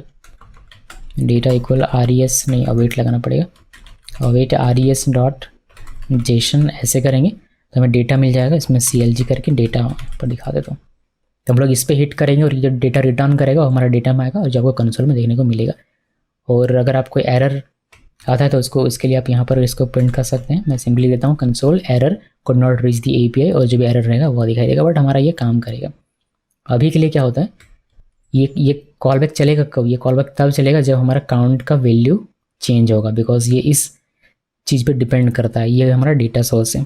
तो चलिए, अभी हमने कोई भी इमीडिएट वगैरह लगाया हुआ नहीं है, हम लोग नीचे आते हैं, इसको करते हैं कमेंट, इसकी आवश्यकता नहीं है, और सिंपली एक हम लोग यहाँ पर पहले तो इमीडिएट में लिख देता हूँ बिकॉज हमारा टॉपिक ये है। और यहाँ पर हम लोग बनाते हैं, कुछ नहीं बनाएंगे, यहाँ पर एक लिखेंगे H1 काउंट, और बस आपको काउंट दिखाई दे स्क्रीन पे, इसी वजह से हमारा जो मेन रहेगा ये बटन रहेगा। इस बटन पे हम लोग क्या करेंगे, चेंज करेंगे इस काउंट का वैल्यू, चेंज डेटा, और आई थिंक यहाँ पे हमें क्लिक लगाना पड़ेगा, क्लिक, और इस काउंट का वैल्यू इंक्रीज़ करेंगे। आप बाय 1 करें, बाय 5 करें, कुछ भी करें, बस डेटा चेंज होना चाहिए, इसलिए मैंने चेंज डेटा लिखा हुआ। जैसे ही हमारा इस पर क्लिक करेंगे हमारा काउंट का वैल्यू चेंज होगा, और जैसे ही चेंज होगा वैसे ही ये कॉल बैक कॉल होगा। सभी को पता है, यहाँ ऊपर हम लोग ये सब कुछ देखते हुए आ रहे हैं कि जैसे ही हमारा ये डेटा सोर्स चेंज होता है वैसे ही हमारा कॉल बैक चल पड़ता है। ऊपर में सभी में ऐसे ही हो रहा था, सब में हार्ट रेट चेंज होता था इंक्रीज़ करने पे तो ये कॉल बैक चलता था, और डिक्रीज़ होता था तब भी चलता था बिकॉज हमारा डेटा चेंज हो रहा था। तो अभी हमारा क्या होगा, काउंट का वैल्यू इंक्रीज़ या डिक्रीज़ होगा। वैसे तो मैंने सिर्फ इंक्रीज़ के लिए लिखा, तो इंक्रीज़ होगा, यानी कि चेंज होगा डेटा, तो ये कॉल बैक चलेगा। और ये क्या करेगा, ये इस API पे हिट करेगा और रिस्पॉन्स देकर डेटा निकाल के हमें कंसोल में दिखाएगा। चलिए देखते हैं, इसको सेव किया और यहाँ पर रिफ्रेश करते हैं। देखिए अभी जैसे ही हम लोग चेंज में क्लिक करेंगे ये 1 होगा और यहाँ पर हमें डेटा दिखाई देता है। थोड़ा सा टाइम लगता है बिकॉज ये नेटवर्क पे हिट करता है फिर रिस्पॉन्स लेके यहाँ पर शो करता है, थोड़ा सा टाइम लगता है। तो यहाँ पर दिखता है, अगर फिर से डेटा चेंज होगा तो फिर से हमें दिखाई देगा, एक और बार चेंज होगा तो फिर से दिखाई देगा। लेकिन कभी कभी क्या होता है कि हमें इनिशियली डेटा को लोड करवाना पड़ता है पेज लोड पे। अभी हम लोग इसको रिफ्रेश कर दें तो हमारा API पे हिट नहीं हो रहा और डेटा हमें मिल नहीं पा रहा। मान लीजिए कि हमें डेटा यहाँ दिखाना होता है वेब पेज में, तो फिर तो वो तो ब्लैंक दिखता। इनिशियली डेटा चेंज होने पर दिख रहा है वो ठीक है कि हमारा अगर कल कुछ यहाँ पर चेंज हुआ तो फिर से हिट होकर हमारा डेटा दिख जाए, वो ठीक है, वो हमारा लॉजिक है। यहाँ पर मैं चेंज करूँ इसका मतलब ये नहीं कि आपको इस तरीके से बना के चेंज करना नहीं है। इस कहने का क्या मतलब है, कोई अगर सेव बटन हुआ यहाँ पर जो कि इस डेटा को चेंज कर रहा है तो इस डेटा के चेंज होने पर रिक्वेस्ट जाएगा और नया डेटा हमें दिखेगा। इस डेटा के चेंज होने पर रिक्वेस्ट जाएगा दिखे, लेकिन इनिशियली कुछ तो दिखना चाहिए। इनिशियली जो इसका डेटा होगा वह तो यहाँ पर पेज लोड पर दिखना चाहिए, वह नहीं दिखता है। क्यों नहीं दिखता? बिकॉज इसका नेचर ही यही है कि जब तक आपका डेटा सोर्स चेंज नहीं होता है तब तक आपका कॉल बैक चलेगा नहीं, और कॉल बैक चलेगा नहीं तो हमारा API हिट होगा नहीं, और API हिट होगा नहीं तो हमारा डेटा चलेगा नहीं, डेटा आएगा नहीं और कंसोल में दिखेगा नहीं। तो अगर आप चाहते हैं कि इनिशियली आपका ये चले तो उस केस में आपको यहाँ पर एक थर्ड आर्गुमेंट लिखना पड़ता है जिसका नाम है इमीडिएट। उसके लिए आप इसको इंटरप्रेस कीजिए। ये मैं कॉल बैक, ये पूरा का पूरा कॉल बैक यहाँ से यहाँ तक का है। ये पहला आर्गुमेंट हो गया डेटा सोर्स, यहाँ से ये दूसरा आर्गुमेंट हो गया कॉल बैक, और अब हम लोग यहाँ पर तीसरा आर्गुमेंट लिखेंगे जो कि एक ऑब्जेक्ट होता है जिसको मैं यहाँ पर अपने कर्ली क्लोज के अंदर मैं लिख रहा हूँ इमीडिएट, और इसको कर दीजिए ट्रू। इसको सेव कीजिए। अब आप जब जैसे पेज रिलोड करेंगे वैसे आपका एक बार ये चलेगा, उसके बाद जब भी डेटा चेंज होगा तब चलेगा। तो इसको सेव किया। सेव करने के बाद देखिए मैंने इसको रिफ्रेश किया, देखिए हमारा एक बार डेटा चल पड़ा, यानी कि कॉल बैक हमारा एक बार चल पड़ा। अब जब हमारा डेटा चेंज होगा तब ये हमारा कॉल बैक चलेगा। तो ये होता है इमीडिएट का मतलब कि एक बार आपका पेज रीड होने पर एक बार वो तो चलेगा ही चलेगा। ओके, तो इमीडिएट का मतलब समझ में आ गया सभी को, और इसको कब यूज़ करना है वह भी समझ में आ जाएगा होपफुली। इसको कर देते हैं कमेंट बिकॉज इट्स अब और कोई काम नहीं है, यहाँ से इसको कमेंट कर देते हैं। अब इसमें दूसरा जो हमारा था वह था डीप। इमीडिएट के बाद हमें देखना था डीप, उसके बाद हमारा फ्लश है। तो पहले डीप दिखाता हूँ, डीप क्या करता है। यहाँ पर डीप देखेंगे, और डीप देखने के लिए हम लोग एक कॉन्स्ट बनाते हैं और यहाँ पर लिखते हैं स्टेट, और रिएक्टिव बनाएंगे हम लोग। तो रिएक्टिव में ऑब्जेक्ट या एरे लिख सकते हैं, तो मैंने एक ऑब्जेक्ट लिखा, यहाँ पर हार्ट रेट लिखेंगे और हार्ट रेट को हम लोग 85 कर देते हैं इनिशियली। उसके बाद फियर लिखेंगे और फियर का हम लोग 10 कर देंगे इनिशियली। अब इसके अंदर में हम लोग लिखेंगे पेशेंट का स्पेल होपफुली सही मैंने लिखा हो, पेशेंट लिखा, और ये हमारा एक ऑब्जेक्ट, ये इसमें कोई प्रॉपर्टी और वैल्यू नहीं है। इसके अंदर में प्रॉपर्टी के तौर पर एक ऑब्जेक्ट है, और इस ऑब्जेक्ट के अंदर में एक प्रॉपर्टी है जिसमें लोग बेड चार्ज लिख रहे हैं जो कि 500। ठीक है, इसमें एक चीज़ आप ध्यान में रखिए कि when using a getter source watching a reactive object it is required to manually enable deep. इसका क्या मीनिंग होता है अभी आपको समझ में आ जाएगा, मैंने बस ऐसे इसको लिख के अभी के लिए रख दिया हुआ है। तो हमारा ये स्टेट रिएक्टिव स्टेट या फिर रिएक्टिव ऑब्जेक्ट तैयार है, जिसपे 3 प्रॉपर्टी, एक हार्ट जिसका 85 वैल्यू है, फियर जिसका 10 वैल्यू है, और एक पेशेंट करके है जिसमें प्रॉपर्टी के तौर पर हमने एक ऑब्जेक्ट दिया हुआ है जिसका पहला प्रॉपर्टी है बेड चार्ज, उसका वैल्यू है 500 रुपीज़। अब इसमें हम लोग वॉच लगाएंगे, तो वॉच लगाया मैंने, और इसमें हम लोग अगर वॉच करने के लिए ये स्टेट दे दें तो फिर डीप की आवश्यकता नहीं पड़ेगी, ये ऑटोमेटिकली वर्क करेगा। लेकिन अगर आप गेटर सोर्स देते हैं यहाँ पर वॉच करने के लिए तो उस केस में आपको डीप लगाना पड़ता है। तो पहले मैं आपको गेटर सोर्स का दिखाता हूँ इसी के साथ एग्जांपल, फिर मैं आपको स्टेट के साथ भी दिखाऊंगा, तो फिर आप दोनों में डिफ्रेंशिएट कर पाएंगे अच्छे तरीके से। तो पहले गेटर के साथ देखिए, तो गेटर कैसे बनाना है, यहाँ पर हमने ये लिखा और हमने पूरा का पूरा स्टेट इसको रिटर्न करने के लिए दे दिया। अभी यहाँ पर आइए, और ये हमें क्या देगा, एक कॉल बैक जो कि न्यू वैल्यू रहेगा, और कॉमा यहाँ पर ओल्ड वैल्यू दे दिया। इसमें ज़्यादा कुछ हम लोग करेंगे नहीं, बस कंसोल करके देख लेंगे क्या क्या चीज़ें हमें मिल रही है, उसी से हमारा काम हो जाएगा। तो मैंने CLG किया न्यू वैल्यू, और इसी तरीके से यहाँ पर ओल्ड वैल्यू, यहाँ पर हमने कर दिया ओल्ड वैल्यू, ये हो गया। अभी इसमें देखिए कि इसमें होता क्या है, अभी हमारा इसमें डीप नहीं है। डीप नहीं है से क्या मतलब होता है कि अगर इसमें कोई चेंज होगा तो हमारा ये कॉल बैक चलता है या नहीं चलता है, जो ऑब्जेक्ट है या फिर जो प्रॉपर्टी है, जो स्टेट है, उसको ट्रैक कर पाता है या नहीं, वो हमें देखना। अगर नहीं कर पाता है तो क्या इस हमारे पास ऑप्शन है जिसके थ्रू हम लोग इसको करवा सकते हैं। इसको सेव किया, और सेव करने के बाद हमें नीचे आना है और यहाँ पर चीज़ें करनी पड़ेगी, जैसे कि डीप हो गया, और यहाँ पर कुछ नहीं करना हमें। यहाँ पर मैं आई थिंक हॉस्पिटल चार्ज दिखाते हैं 500 जो कि हम एक्सेस करते हैं स्टेट फिर पेशेंट और बेड चार्ज, इस तरीके से हम एक्सेस कर सकते हैं। बिकॉज ये देखिए ये को देखने को मिलेगा हमारा state dot patient dot bed charge 500 में मिल जाएगा। इसको सेव किया और इसको चेंज करना हो मान लीजिए तो बटन क्लिक एक करते हैं और चेंज रूम। तो अगर रूम चेंज करना तो हमारा पैसा भी बढ़ेगा, तो चेंज अगर रूम करना चाहते तो आपका इंक्रीज़ होगा क्या पैसा। सो अगर इंक्रीज़ होता तो कैसे इंक्रीज़ करवाएंगे, क्लिक का यूज़ करते हैं, पर state dot patient dot bed charge और बेड चार्ज में क्या करते हैं प्लस इक्वल 500, यानी कि 500 इंक्रीज़ होता जाएगा जैसे जैसे रूम चेंज करेगा वैसे वैसे। इसको सेव का भी क्या होगा, इस पर क्लिक करेंगे तो बेड चार्ज जो हमारा है वह इंक्रीज़ होगा, यानी कि डेटा चेंज होगा। कौन सा डेटा चेंज होगा, ये वाला डेटा चेंज होगा। जब ये डेटा चेंज होगा तो हमारा ये चलता है या नहीं, और चलता है तो न्यू वैल्यू में ओल्ड वैल्यू में क्या आता है वही हमें देखना है। मैं यहाँ पर आया, इसको रिफ्रेश करते हैं, देखिए हमें 500 दिख रहा है। चेंज रूम में जैसे ही क्लिक किया ये 1000 हो जा रहे हैं कि चेंज रूम में जैसे ही मैंने यहाँ पर क्लिक किया वैसे ही क्या हुआ कि प्लस इक्वल 500, यानी कि 500 पहले से था और 500 उसमें और ऐड हो गया। किसमें, स्टेट पेशेंट बेड चार्ज वाले स्टेट में, यानी कि इसमें ये हमारा चेंज हो गया। लेकिन चेंज हुआ लेकिन ये यहाँ पर ट्रैक नहीं कर पा रहा। तो ये ट्रैक होगा कैसे, इसको ट्रैक करने के लिए आपको इसको डीप बताना पड़ेगा कि डीप में जाइए, इसको भी ट्रैक कीजिए, इसको भी ट्रैक कीजिए, इसको भी ट्रैक कीजिए। अभी आपने सिंपली इसको स्टेट दिया हुआ है तो ये ना तो इसको ट्रैक कर रहा है, ना इसको ट्रैक कर रहा है, ना इसको ट्रैक कर रहा है। तो हमें इसको बताना पड़ेगा कि डीप में जाकर आपको मैनुअली बताना पड़ेगा कि आपको करना है। सो बताएंगे कैसे, उसको बताने के लिए आपको ये जो हमारा कॉल बैक है इसमें एक ऑब्जेक्ट इस थर्ड इसका आर्गुमेंट होगा, यानी कि ये हमारा हो गया डेटा सोर्स, ये हमारा हो गया कॉल बैक, अब ये हमारा थर्ड आर्गुमेंट है। इसमें हम लोग डीप और डीप को बनाते हैं ट्रू। अब क्या करेगा, अब ये इनमें से किसी को भी कोई भी डेटा चेंज होगा तो ये ट्रैक कर लेगा और ये कॉल बैक चला देगा। तो सेव करते हैं और देखिए मैं यहाँ पर आया, इसको रिफ्रेश करते हैं और चेंज रूम में जैसे क्लिक करेंगे देखिए आपको यहाँ पर दिखाई देगा प्रॉक्सी में हार्ट रेट, फियर और पेशेंट जो कि एक ऑब्जेक्ट है तो वह अपने तरीके से दिखाएगा। देखिए बेड चार्ज ये न्यू हो गया, आप ओल्ड में भी इसको देख सकते हैं, ओल्ड में आपको इस तरीके से देखने को मिलेगा। बट यहाँ पर आपको देखने को मिलता है कि ओल्ड और न्यू हमारा दोनों ही सेम है, बिकॉज जो ऑब्जेक्ट है सेम ऑब्जेक्ट को पॉइंट कर रहा है। जो मैंने ऊपर में बताया था आपको इधर किसी एग्जांपल में बिल्कुल सेम वही यहाँ पर आपका काम कर रहा है, उसी तरीके से काम कर रहा है, बिकॉज ये एक स्टेट है इसी वजह से, रिएक्टिव ऑब्जेक्ट है इसी वजह से।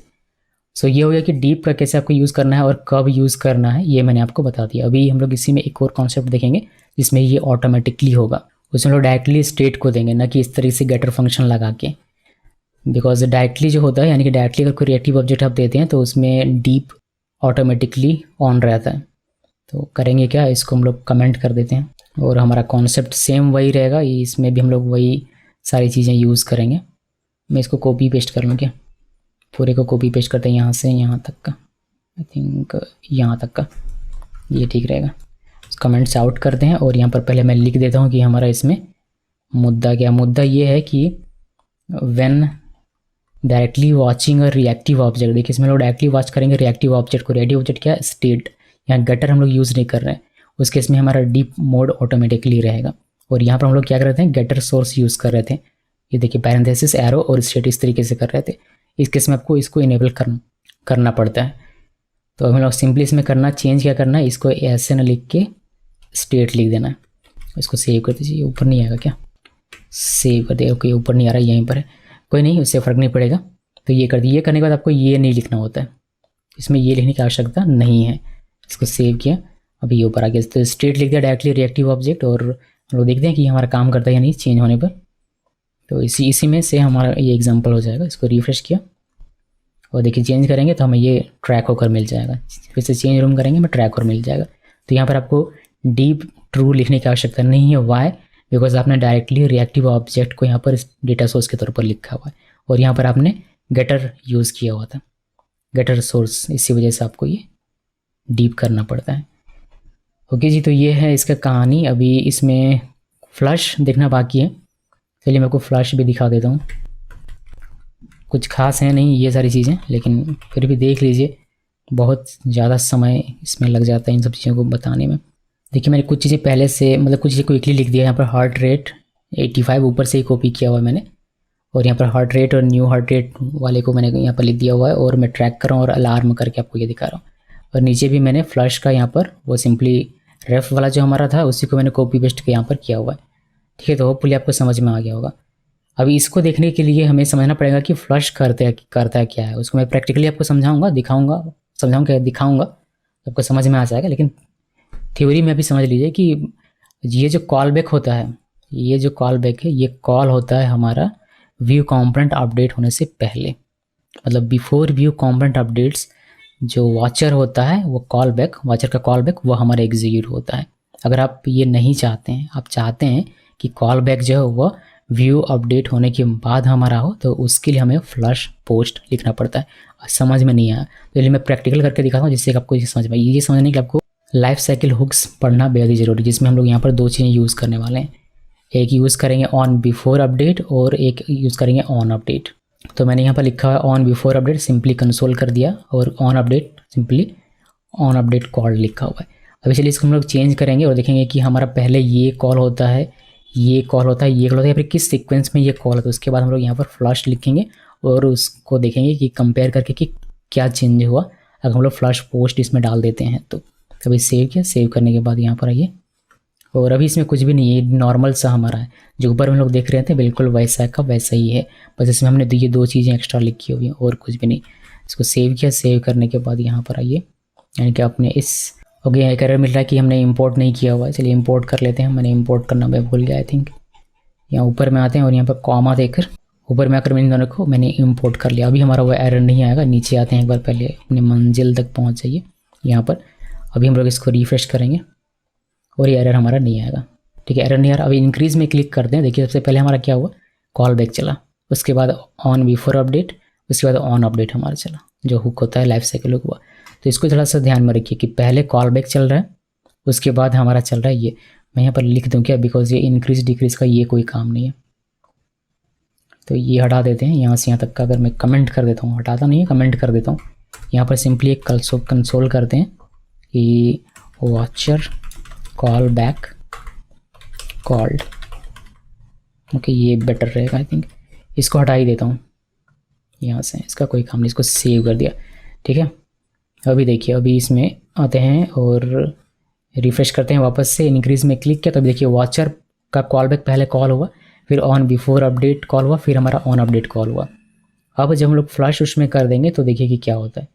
फ्लश करने के लिए हमें यहाँ पर आना पड़ेगा, कॉमा, और यहाँ पर हमारा ऑब्जेक्ट रहेगा, यहाँ पर फ्लश, उसके बाद यहाँ पर पोस्ट करना है। ये इसमें प्री रहता है, इसको हम लोग पोस्ट कर देते हैं। इसको सेव किया। अभी हमारा देखिए कि क्या सीक्वेंस इसका बनता है, तो हम लोग रिफ्रेश नहीं करेंगे, सिंपली इंक्रीज में क्लिक करेंगे। देखिए हमारा पहले क्या हुआ, ऑन बिफोर अपडेट कॉल हुआ, उसके बाद वॉचर, उसके बाद ऑन अपडेट कॉल हुआ, तो ये सीक्वेंस बना। अब आपको पता होना चाहिए कि ऑन बिफोर अपडेट क्या करता है, ऑन अपडेट क्या, तो इसको हम डिस्कस नहीं करेंगे यहाँ पर, ठीक है। वो मैंने लाइफ साइकिल हुक में किया हुआ कि किसका एक्सेस आपको यहाँ पर मिलेगा, स्टेट का या स्टेट या रेफ का मिलेगा या नहीं मिलेगा, चेंज होने के बाद अपडेट होता है क्या होता है, वो हमने ऑलरेडी डिस्कस किया होता है। यहाँ पर सीक्वेंस बस हमें ये समझना था कि अगर फ्लश अगर आप नहीं लिखते हैं तो उस केस में पहले वॉचर कॉल बैक चलता है, फिर आपका ऑन बिफोर, फिर ऑन अपडेट। अगर आप फ्लश पोस्ट लिख देते हैं उस केस में पहले ऑन बिफोर चलता है, फिर कॉल बैक चलता है, फिर हमारा ऑन अपडेट चलता है, तो ये सीक्वेंस हो जाता है। ये हमारा फ्लश का एग्जाम्पल है। अब इसको भी मैं कर देता हूँ कमेंट। अब इससे पहले कि हम लोग आगे बढ़ें, यहाँ पर मैं आपको बताना चाहूँगा कि जो भी वॉच फंक्शन आप यहाँ पर यूज़ कर रहे हैं, ये एक रिटर्न करता है कि हैंडल फंक्शन। उस हैंडल फंक्शन का यूज़ कर सकते हैं। अगर आपको वॉच अब नहीं करना, आप नहीं चाहते हैं कि इस डेटा सोर्स को अब ट्रैक किया जाए किसी वजह से, तो फिर आप उसको कॉल करके और वॉच को वहीं पर बंद कर सकते हैं। मैं आपको आगे दिखाऊंगा, यहाँ पर दिखा दूंगा कि अभी थोड़ी देर के बाद। अभी फिलहाल के लिए मैंने इसको सेव किया और आगे बढ़ते हैं। नेक्स्ट टॉपिक हमारा है वॉच इफेक्ट, उसको देखिए। सो हम लोग यहाँ पर बात करेंगे वॉच इफेक्ट की। This function is use to run function immediately while reactively tracking its dependency and rerun it whenever the dependencies are changed. तो सब कुछ सेम है, बस ये क्या करेगा, ये इमीडिएटली आपका रन हो जाएगा। Watch effect allows us to perform a side effect immediately while automatically tracking the effect's reactive dependency। यानी कि reactive dependency को ट्रैक भी करेगा और immediately आपका invoke भी होगा, जो भी इसमें कॉल करके लिखेंगे वो। The return value is a handle function that can be called to stop the effect from running again। इसमें भी आपको एक हैंडल फंक्शन रिटर्न होकर मिलता है जिसका यूज़ कर सकते हैं आप स्टॉप करने के लिए वॉच इफेक्ट को। इसमें मैं आपको एग्जांपल दिखा दूंगा तो वॉच वाला भी आपका क्लियर हो जाएगा। सेंटेंस का देखिए, वॉच इफेक्ट लिखना है, फिर हम लोग यहाँ पर एक फंक्शन लिखते हैं, फिर इसमें ऑप्शन लिखा जाता है। The first argument is the effect option to be run, The effect option receives a function that can be used to register a cleanup callback. The cleanup callback will be called right before the next time the effect is rerun and can be used to clean up invalidated side effect. Example, pending sync request.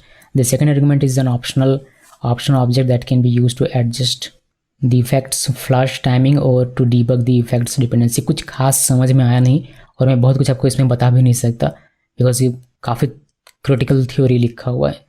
बस इसमें इतना समझ में आ रहा है कि watch effect जो होता है वो इमीडिएटली रन करता है और चेंज को ट्रैक भी करता है, यानी कि जब हमारा डेटा सोर्स चेंज होगा, जो हमारा स्टेट होगा, जो हमारा चेंज होगा, जो डिपेंडेंसीज का होगा, जो वह चेंज होगा तो हमारा फिर से वॉच इफेक्ट हमारा चलेगा, यानी कि इसका जो फंक्शन रहेगा वो हमारा एग्जीक्यूट होगा। इसको क्विकली देखते हैं हम लोग प्रैक्टिकल में और हमें अच्छे से समझ में आ जाएगा।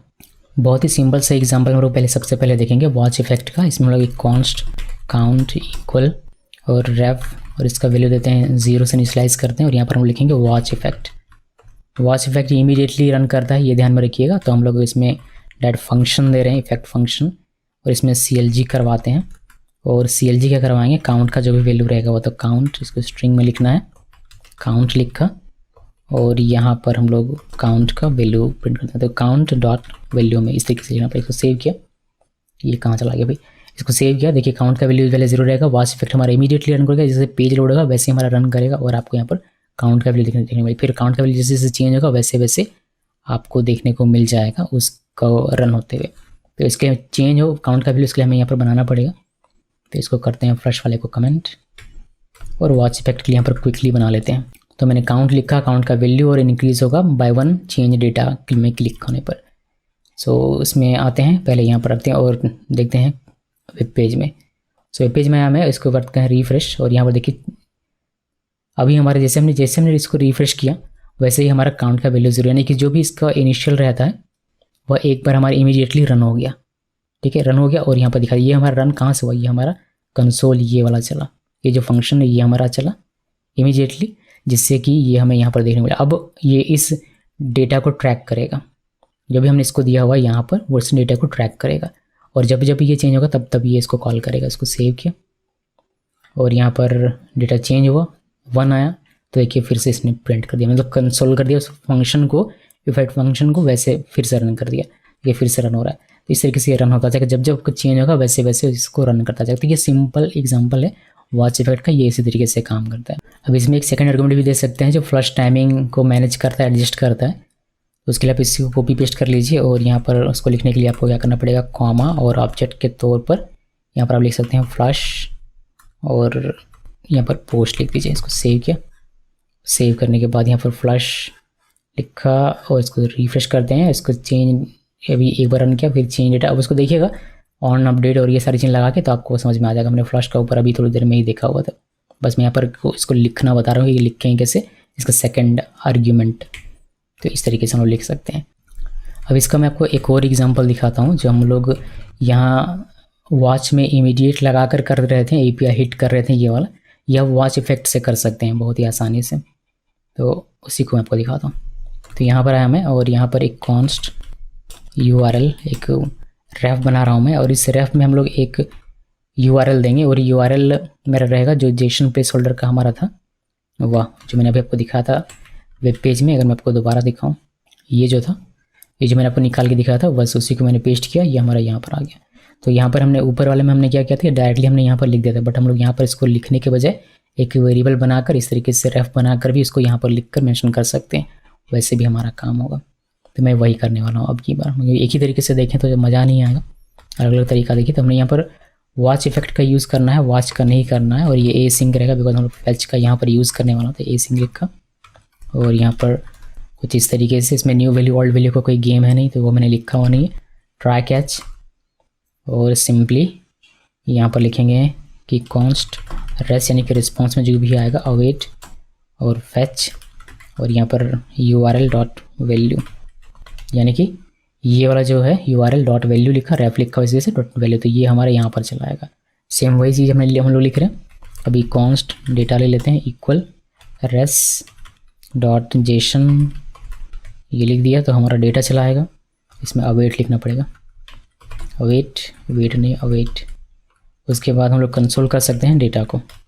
अगर कोई एरर आता है तो आप एरर को यहाँ पर लिख सकते हैं। जैसे कोई एरर आ गया, इसको हिट करने पर ये कि स्पेल मिस्टेक कर दिया आपने कोई, तो आपको यहाँ पर दिख जाएगा ये कि यहाँ पर कोई स्पेल मिस्टेक कर दिया, ये है ही नहीं जिस पे आप हिट कर रहे हैं, तो आपको ये मिल जाएगा।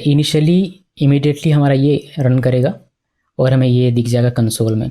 कोई भी डेटा चेंज करने की कुछ चीज़ की आवश्यकता नहीं था। मगर मैं इसको सेव करूँ और यहाँ पर हिट करूँ तो देखिए हमें डेटा दिख जाता है। अभी काउंट का हमने कहीं यूज़ नहीं किया, तो काउंट यूज़ करना ही नहीं है। कहाँ पर काउंट रह गया? काउंट नीचे हमने छोड़ दिया क्या? यहाँ पर। इन दोनों को मैं कमेंट कर देता हूँ, ये दोनों कमेंट कर दिए। अभी हम लोग यहाँ पर बात करेंगे। सो ये URL वैल्यू हमने यहाँ पर लगाया, डायरेक्टली हमारा इमीडिएटली हमारा ये रन करेगा। वॉच इफेक्ट यही करता है और हमें यहाँ पर दिखाई देता है ये ब्लैंक रहेगा, लेकिन यहाँ पर हमें इमीडिएटली हिट होकर डेटा रिस्पॉन्स के तौर पर मिल जाता है। अभी अगर इसमें कोई चेंज हो तो फिर से ये इनबॉक होगा, ये हमें पता है। तो मैं क्या करता हूँ, मैं इसका URL चेंज कर देता हूँ। यहाँ पर हमने काउंट वाले में जो देखा कि काउंट का वैल्यू हमारा चेंज हो रहा था, यहाँ पर जो लिखते हैं वह हमारा वैल्यू चेंज होता है, ये उसको ट्रैक करता है। तो यहाँ पर ये इस URL को ट्रैक कर रहा होता है कि इसमें अगर कोई डेटा चेंज होता है तो फिर से हमारा ये चलेगा और जो नया डेटा रहेगा वो आपको देखने को मिल जाएगा। तो उसके लिए हम लोग यहाँ पर फंक्शन बनाते हैं, फंक्शन चेंज URL स्मॉल में लिखते हैं और यहाँ पर URL डॉट वैल्यू, उसके बाद इक्वल। और एक और इसी तरीके का फेक API बनाने वाला वेबसाइट है जहाँ से हम लोग एक प्रोडक्ट का डिटेल लेंगे, यानी कि ये वाला। इसको हिट करिएगा तो आपको एक प्रोडक्ट का डेटा मिल जाएगा। आपको दिखाता हूँ यहाँ से, देखिए इसको हिट किया मैंने, हिट करने पर इस तरीके से हमें डेटा मिल जाता है। इसमें प्रोडक्ट है, एक ID टाइटल iPhone 9 करके इस तरीके से डेटा, तो उससे में कोई मतलब नहीं है, हम लोग यहाँ पर देखेंगे। सो इसको मैं कॉल करवाऊँगा कब? जब एक बटन पर क्लिक होगा तब।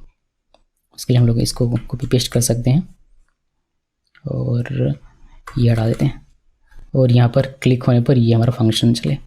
बस इतना कीजिए और चेंज URL लिख देते हैं, इसको सेव कीजिए। देखिए होगा ये जब आप चेंज URL पे क्लिक करेंगे, इनिशियली पहले हमारा इमीडिएटली ये रन करेगा और इस URL पे जो डेटा होगा वो हमें दिख जाएगा कंसोल पे।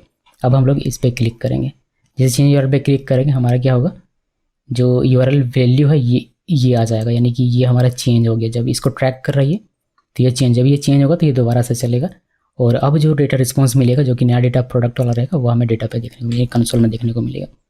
यहाँ पर आइए रिफ्रेश करते हैं और देखिए अभी ये दिख रहा है। जैसे चेंज URL पे क्लिक करूँगा देखिए प्रोडक्ट वाला डेटा आपको दिखाई देगा। तो इससे ये प्रूफ होता है कि हम लोग इस डेटा को ट्रैक कर रहे हैं यहाँ पर ये लिख के। तो अगर इस डेटा में कोई चेंजेस होगा तो आपको वापस से वो ये रन होकर और नया डेटा आपको देखने को मिलेगा डेटा पे, ये कहने का मेरा मतलब है। तो इसके लिए आप वॉच इफेक्ट का यूज़ कर सकते हैं। अभी मान लीजिए कि ये ट्रैक करता जा रहा है, लेकिन एक समय ऐसा आता है जब मुझे इसको वॉच करना ही नहीं है, मुझे नहीं देखना इसमें कोई चेंज हो रहा है या नहीं हो रहा है, तो इसको रन करने की आवश्यकता नहीं, इसको ट्रैक करने की आवश्यकता नहीं है, वॉच करने की आवश्यकता नहीं। तब इसको स्टॉप कर सकते हैं। स्टॉप करने के लिए आपको क्या करना है, इसको कमेंट करते हैं। स्टॉप करने के लिए आपको क्या करना है, कोई सा एक ले लेते हैं, ऊपर वाला ये ले लेता हूँ, यहाँ से यहाँ तक का ये दो चीज़ें कॉपी किया और ये हमारा यहाँ पर टॉपिक है क्या, स्टॉप वॉचर का। स्टॉप वॉचर का जब आपको अपने वॉचर की जब आपको आवश्यकता ना हो तब आपको ये यूज़ करना है। यहाँ पर इसको मैंने कमेंट्स आउट किया। अभी ये रिटर्न करता है हैंडल फंक्शन, उसको आप ले लीजिए अपने किसी वेरिएबल में। तो मैंने इसको अनवॉच या फिर स्टॉप भी बहुत लोग लिखते हैं, वैसे करके हमने यहाँ पर ले लिया। ठीक है, अभी ये यहाँ पर आ जाएगा। अभी कोई एक फंक्शन बनाते हैं। ओके, ये फंक्शन मुझे ऊपर कर देना चाहिए यहाँ पर, बिकॉज ये इसका पार्ट है, और इसको कर देंगे कमेंट। ओके, इसको इसी को कॉपी करते हैं। ओके, हमने ये कमेंट नहीं किया, इसी को कॉपी करते हैं, इस पूरे को कॉपी किया और यहाँ पर हम लोग सिंपली इसको पेस्ट कर देंगे। पेस्ट करने के बाद मैं इसका नाम चेंज कर दूँगा, इसमें कुछ चेंज करेंगे, जैसे कि इसका हम लोग नाम रखेंगे स्टॉप वॉच लिखा। ये वो वाला स्टॉप वॉच नहीं है, ये हमारा अपना खुद का स्टॉप वॉच है। और ये करेगा कि ये सिंपली अनवॉच को कॉल करेगा, जो हमें यहाँ से मिला है हैंडल फंक्शन वॉच इफेक्ट से, उसको कॉल करेगा। तो डायरेक्टली हम लोग कॉल करेंगे तो हमें पता नहीं चल पाएगा। इसलिए मैं क्या करना चाहता हूँ कि एक बटन के क्लिक होने पर ये हमारा वॉच करना स्टॉप कर दे, फिर आपका ये वैल्यू इंक्रीज़ भी होगा, फिर भी आपका ये एग्जीक्यूट नहीं होगा, कंसोल में आपको देखने को नहीं मिलेगा, ये मुझे दिखाना है। सो इसके लिए हम लोग करेंगे क्या, यहाँ नीचे आते हैं, इसको कमेंट कर देते हैं, इसका कोई काम नहीं है। और यहाँ पर हमें 2 बटन बनाने हैं और एक काउंट बनाना है। क्विकली बनाते हैं। देखिए मैंने काउंट लिखा और काउंट प्लस चेंज डेटा, और इस पे क्लिक होने पर हमारा वॉच स्टॉप हो जाएगा, यानी कि उसके बाद कोई भी चेंज होगा तो उसको ट्रैक नहीं करेगा, कहने का ये मतलब है। तो इसको सेव किया, सेव करने के बाद यहाँ पर आइए रिफ्रेश करते हैं।